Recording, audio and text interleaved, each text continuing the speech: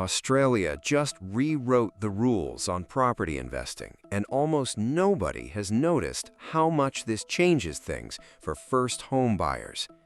In late June 2026, Parliament passed the biggest shakeup to property taxation in about 30 years, and buried inside it is a quiet but massive shift. The government has tilted the entire playing field toward people buying their first home and away from people buying their fifth. This is not speculation, this is now law. So here's what's coming. The new rules, exactly how they change the math between owning your own home and owning an investment property, and what it actually means for the decision sitting in front of you right now. Let's start with what changed, because this matters more than most headlines gave it credit for.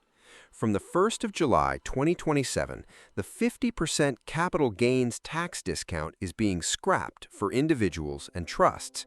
In its place comes a new system, cost-based indexation, which adjusts the purchase price for inflation, combined with a 30% minimum tax rate on the real gain.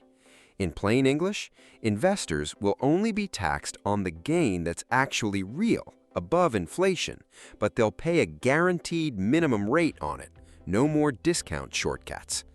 At the same time, negative gearing is being tightened. From the 1st of July 2027, anyone who buys an established residential property after 7:30 p.m. on the 12th of May 2026, that's budget night, will no longer be able to offset rental losses against their salary or other personal income. Those losses can still be carried forward and offset against rental income or future capital gains from residential property. But the days of using an investment property loss to shrink your tax bill on your day job, over for new purchases of existing homes. Now here's the part investors actually need to hear. If you already own an investment property, or you signed a contract before that budget night deadline, you are grandfathered in. The old rules keep applying to you until you sell. This is not retroactive, it only bites on properties bought after the cutoff. And there's a deliberate carve-out that tells you exactly where policy is trying to steer the market. New builds are exempt. Investors who buy a brand new residential dwelling can still choose the old 50% CGT discount, and they keep full access to negative gearing. Why? Because the government wants investment capital flowing into new housing supply, not just changing hands on existing homes. That's a real signal, and it's one savvy investors are already reacting to. One more piece, quieter but significant. Discretionary trusts will face a 30% minimum tax from the 1st of July 2028, closing off a structure that's long been used to spread investment income around a family group for tax efficiency. So why does all of this actually make a first home more attractive, not just make investment property less attractive? Because your own home was already sitting on a massive advantage that none of these reforms touch: the primary residence exemption. If you sell the home you live in, the capital gain is 100% tax-free. Full stop. No indexation calculation, no minimum tax rate, nothing. While investors are now navigating a more complex, less generous tax environment, owner-occupiers keep the cleanest tax outcome in the entire system. And that's before you consider the growth itself. According to CoreLogic's long-run analyses, Australian dwelling values have grown at an average annual rate of somewhere around 6 to 7%, compounding over the past few decades, with real fluctuation year to year and periods of both strong growth and outright decline along the way. Apply that kind of long-term average to a home you're also living in, rent-free, and the arithmetic starts to look very different from watching the same growth happen in an investment property you're also paying tax on. Then there's the practical layer most people underweight. You don't pay rent and a mortgage. Every dollar going into your own home is building your equity, not funding someone else's. And on top of that, Most states and territories still offer stamp duty concessions or exemptions for eligible first home buyers, which can shave meaningful dollars off the biggest upfront cost of buying. Which brings us to the schemes actively sweetening this decision right now. First, the First Home Guarantee, the 5% deposit scheme. As of its most recent expansion, there are no income caps, no annual place limits, and the government guarantee lets you buy with just a 5% deposit while avoiding lender's mortgage insurance entirely. Price caps vary by city. Sydney sits around $1.5 million, Brisbane around $1 million, Melbourne around $950,000, so check the current cap for your specific market before assuming you're covered. Second, Help to Buy, a shared equity scheme where the government actually co-purchases part of your home alongside you. It can contribute up to 40% of the purchase price for a new build, or up to 30% for an established home, meaning your required deposit can be as low as 2%. This one is means-tested, with income caps roughly around $100,000 for individuals and $160,000 for couples, and it operates on a limited number of places each year, so this isn't unlimited access like the First Home Guarantee. Now let's flip it and look honestly at the investment property side, because fairness matters here.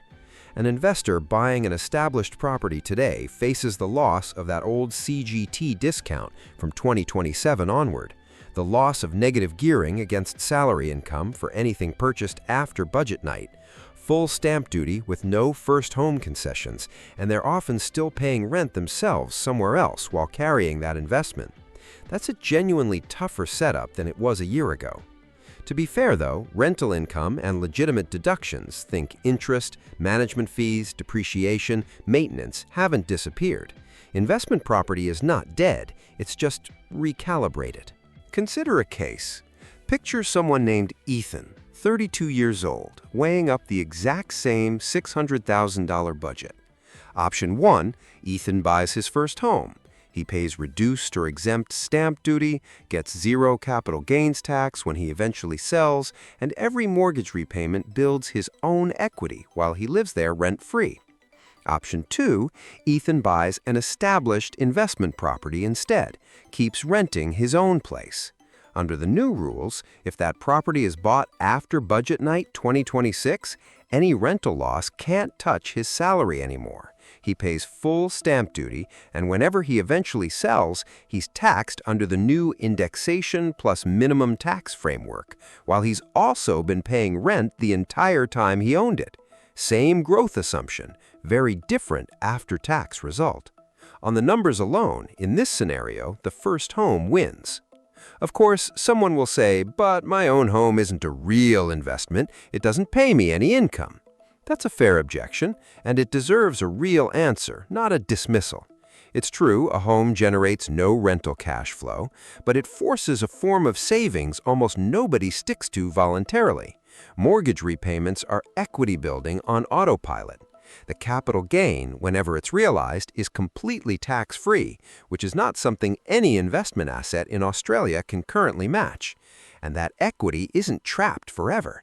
It can eventually be accessed through downsizing, relocating, or what's sometimes called geographic arbitrage, selling in an expensive city and buying outright somewhere more affordable. And here's the simplest rebuttal of all. You have to live somewhere regardless. That cost exists whether you're renting or paying a mortgage. One of those paths builds your net worth, the other doesn't. What about new builds specifically, since they keep the old investor tax perks? To be balanced, yes, they remain more tax efficient for investors going forward. But new builds also tend to carry a price premium over established homes, higher strata and building fees, and historically more modest capital growth in the early years compared to established properties in already proven well-located suburbs. So the verdict isn't automatic. A new build isn't necessarily a better buy than a first home just because it keeps its tax perks. It depends entirely on price paid, location, and long-term growth potential, not the tax label alone. So what does this actually mean for you, practically? If you don't own any property yet, this environment is now more clearly designed to reward you for buying your first home rather than waiting to invest. If you already own a home and you're weighing a second purchase, new builds are now meaningfully more tax-advantaged than established investment properties bought after budget night 2026. If you've been considering rent vesting, buying an investment property while renting where you actually want to live, this is genuinely worth reconsidering under the new numbers. And whatever path you're leaning toward, this is exactly the moment to talk to both a mortgage broker and a tax accountant before committing, because your specific income, structure, and timeline change these calculations meaningfully. One important caveat before wrapping up: home equity is tax-free, but it's also illiquid. You can't spend it without selling or refinancing. An investment property, on the other hand, can generate ongoing cash flow through rent. So the honestly correct answer here isn't universally buy a home, never invest. It depends on your goals, your timeline, and how much you value liquidity versus long-term tax-free growth.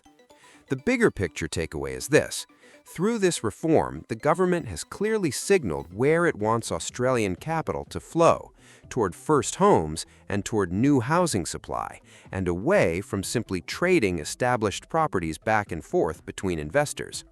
Whether or not that's the right policy is a genuine ongoing debate, but as a first home buyer or a soon-to-be investor, understanding which way the incentives now point is not optional anymore. It's essential. This video is general education, not personal financial advice, and every situation is different, so treat this as a starting point for your own research, not a final answer. If this helped make sense of a genuinely complicated reform, drop a comment with where you're at in your own buying decision. Hit subscribe for more breakdowns like this one.